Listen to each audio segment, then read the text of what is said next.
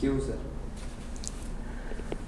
بہرحال آج supreme court کا فیصلہ آ گیا۔ سپریم کورٹ نے جس طرح کی سماعت کی تھی پچھلے چند دنوں کی سماعت کے دوران، اور جس طرح کا اس نے اپنا مائنڈ پہلے ایکسپریس کیا تھا، اسی طرح کا فیصلہ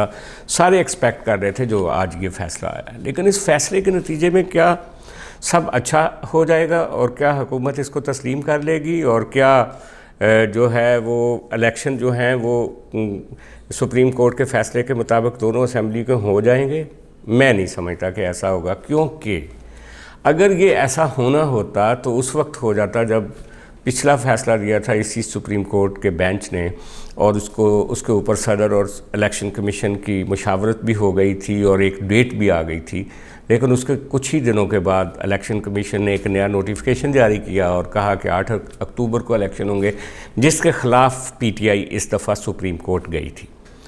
اچھا، اب سپریم کورٹ کیا کرے گی اگر یہ فیصلہ قبول نہیں ہوگا؟ یہ تو الگ بات ہے، وہ کس کو نااہل کرے گی، کس کو کٹہرے میں بلائے گی۔ لیکن آج کیا ہونے جا رہا ہے میں آپ سے یہ شیئر کروں گا۔ آج ایک تو جیسا کہ رات گئے ایک کابینہ کا اجلاس ہوا تھا جس میں انہوں نے تمام جو ممکنہ پہلو تھے ان کے مطابق ایک اسٹریٹجی پلان کر لی تھی۔ اسی اسٹریٹجی کے تحت لگتا ہے کہ آج ہی قومی اسمبلی یا پارلیمنٹ کا مشترکہ اجلاس بلا لیا جائے گا، اور جیسا کہ کل وزیر قانون نے کہا تھا کہ اگر اس طرح کا کوئی فیصلہ آتا ہے تو وہ نہ ہمیں قبول ہوگا، نہ پارلیمنٹ اس کو منظور کرے گی، اور نہ ہی عوام کو قبول ہوگا، اور نہ ہی وہ قابل عمل ہوگا۔ اب مسئلہ یہ ہے کہ پارلیمنٹ تو ایسی جماعتوں کا مجموعہ ہے جو بیسیکلی عمران خان کے مخالف ہیں، اور وہ چاہتی ہے پارلیمنٹ کے قومی اسمبلی کے اور خاص طور پہ پنجاب اسمبلی کے اور کے پی اسمبلی کے الیکشن ایک ساتھ ہوں، لہٰذا پارلیمنٹ تو این بلاک اس فیصلے کے خلاف کھڑی ہے۔ اب دیکھنا یہ ہے کہ عوام کا اوپینین کیا ہے۔ جو پی ٹی آئی کے سپورٹرز ہیں یا پی ٹی آئی ہے وہ تو اس فیصلے کو بڑا ویلکم کر رہی ہے، اور وہ کہہ رہی ہے کہ اگر اس پہ عمل درآمد نہ ہو تو وزیر اعظم کو نااہل کر دیں، جس طرح سے فواد چودھری نے کل اپنی پریس ٹاک میں کہا۔ تو اصل سوال یہ ہے کہ کیا فیصلہ جو ہے ہمارے ملک کی جو اقتدار اعلیٰ ہے، اسٹیبلشمنٹ ہے، اس کو قبول ہے یا نہیں ہے؟ تو کہا یہ جاتا ہے کہ اسٹیبلشمنٹ نے اپنے مختلف لوگوں کے ذریعے سپریم کورٹ سے کہا تھا کہ آپ یہ جو قومی اسمبلی اور صوبائی اسمبلیوں کے الیکشنز ہیں ان کو ایک ساتھ کرانے کا کوئی رستہ نکالیں، کیونکہ بار بار الیکشن نہیں ہونا چاہیے، اور اسٹیبلشمنٹ کا موقف تقریباً ملتا جلتا تھا جو آج پارلیمنٹ کا موقف ہے یا جو وزیر اعظم کا موقف ہے، لہٰذا اسٹیبلشمنٹ کو بھی ڈیفائی کیا گیا اس فیصلے میں۔ اور اسٹیبلشمنٹ ویسے بھی قانونی طور پہ کوئی یہ حق نہیں رکھتی کہ وہ کسی کو ڈکٹیٹ کر سکے۔ اب دیکھنا یہ ہے کہ یہی سپریم کورٹ جو کہ ہمیشہ اسٹیبلشمنٹ کی مرضی سے فیصلے کرتا رہا ہے، اس دفعہ اس کا فیصلہ جو عرف عام میں کہا جا رہا ہے کہ وہ پی ٹی آئی کی مرضی کے مطابق ہے، اور وہ ان کی خاص طور پہ اسٹیبلشمنٹ کو ایک طرح سے انکار کر دیا گیا اس فیصلے میں۔ تو شاید اسی وجہ سے یہ قابل عمل نہیں ہوگا، کیونکہ آپ کو پتہ ہی ہے کہ اسٹیبلشمنٹ کے کس طرح سے اس ملک کے اداروں کے اندر ایک اثر و رسوخ ہے، اور رابطے ہیں اور تعلقات ہیں، اور وہ کس طریقے سے کسی بھی چیز کو روکنے کی پوری صلاحیت رکھتے ہیں۔ اور پھر جب پارلیمنٹ اور جب حکومت بھی ان کے ساتھ ایک پیج پہ ہو تو پھر ان کے لیے یہ کام بہت آسان ہو جاتا ہے۔ اچھا، اب یہاں یہ سوال ہے کہ یہ فیصلہ جو ہے یہ عمران خان کو کیوں قبول ہے؟ اس لیے قبول ہے کہ عمران خان کا تو ایجنڈا یہی تھا کہ وہ جلدی سے جلدی ملک کو الیکشن میں لے کر جانا چاہ رہے تھے، اور ان کے حق میں جو ایک ویو آئی ہے وہ اس کو جلدی سے جلدی کیش کروانا چاہ رہے تھے، اور ان کا خیال تھا کہ ان کے خلاف جو مقدمات بن رہے ہیں ان کو بائی پاس کرنے کا واحد طریقہ یہ ہے کہ الیکشن جلدی ہوں، وہ جلدی دوبارہ سے وزیر اعظم بنے، اور یہ سارے مقدمے اسی طرح ختم ہو جائیں جس طرح سے مسلم لیگ نون کے خلاف یہ جو جتنے سارے مقدمات تھے اب وہ ہوا میں اڑ چکے ہیں۔ تو یہ جو ایک عمران خان کا ایجنڈا تھا کہ جلدی الیکشن کروایا جائے، اس میں وہ کامیاب ہو گئے سپریم کورٹ سے فیصلہ لے کر۔ لیکن عمران خان کو روکنے والے ہی بیسیکلی سپریم کورٹ کو بھی کہہ رہے تھے کہ آپ اس طرح کا فیصلہ نہ کریں،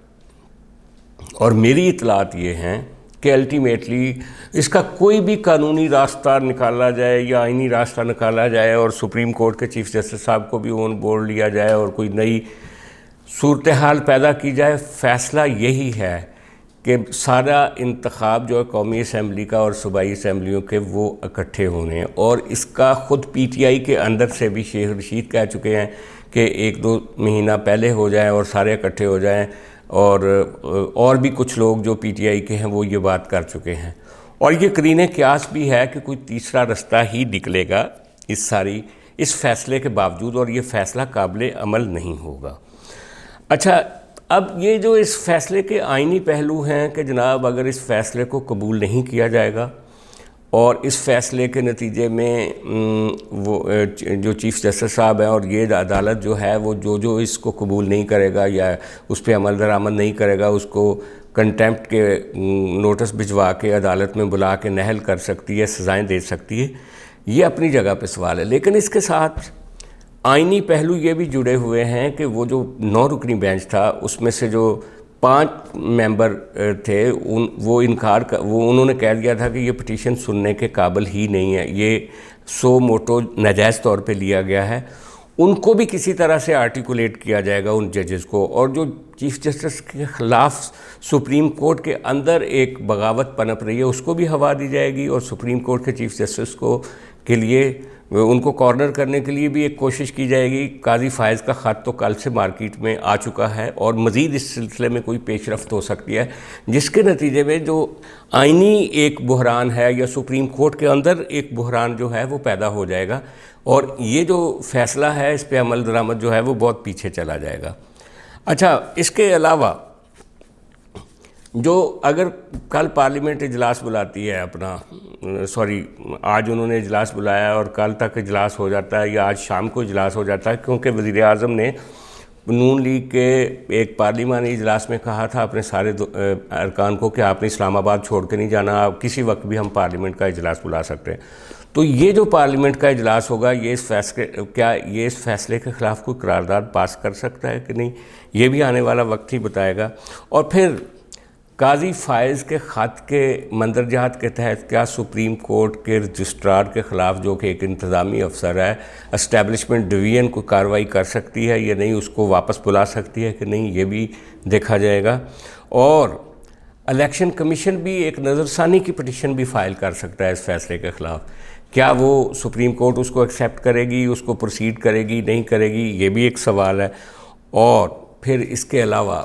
جو پبلک پریشر ہے, پی ٹی آئی اپنے حق میں ایک پبلک پریشر مینٹین کرنے کی کوشش کرے گی, اور مسلم لیگ نون کی مریم نواز جو اپنے جلسوں کے ذریعے عدالت پہ پہلے بھی ایک پریشر بناتی رہی ہے وہ بھی ایک پریشر بنائے گی. ان ساری چیزوں کے درمیان میں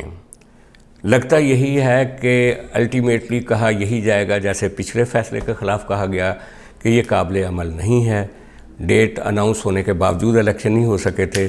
اس دفعہ بھی اگر تھوڑی بہت اس فیصلے کے اوپر عمل درآمد بھی ہوا تو وہ بعد میں روک دیا جائے گا, اور فائنلی کہا یہ جائے گا کہ کسی نہ کسی اتفاق رائے کے نتیجے میں اب سارے قومی اسمبلی اور صوبائی اسمبلیوں کے الیکشنز کی ڈیٹ فلاں ہوگی.